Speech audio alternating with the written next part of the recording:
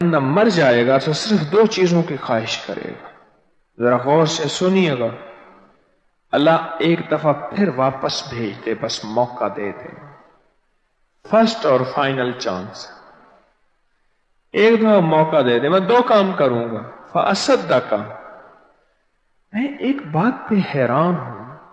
پہلے فَأَصَدَّقَ ہے اور دوسرا ہے وَأَكُن مِنَ الصَّالِحِينَ. اللہ میں صدقہ خیرات کروں گا اور نیکی کا کام کروں گا.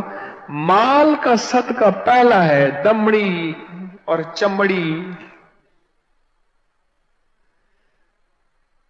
چمڑی جائے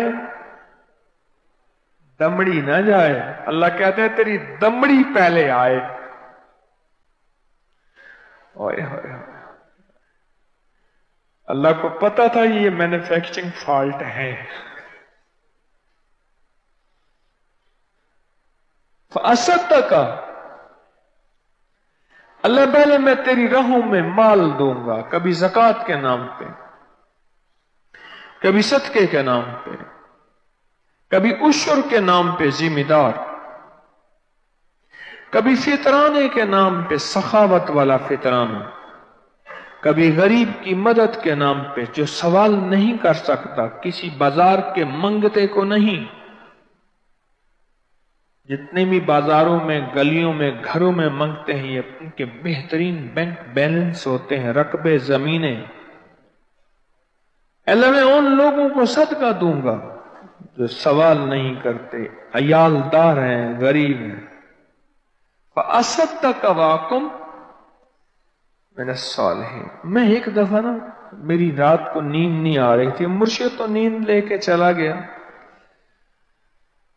اچانک یہ آیت آئی میری زبان پہ، فَأَصَدَّقَ وَأَكُن مِنَ الصَّالِحِينَ. آیت آئی نا، میں اس کو پڑھنا شروع ہوا. تھوڑی دیر ہوئی، میرے اندر ایک بات، اس آیت کی کیفیت کھولی کہ پہلے صدقہ کیوں ہے. جیسے ان اللہ یامر بالعدل والاحسان، کسی نے کہا کہ پورے دین کا خلاصہ کریں تو ان دو آیتوں میں ہے. عدل پہلے ہے، احسان بعد میں ہے. میں سوچتا رہا،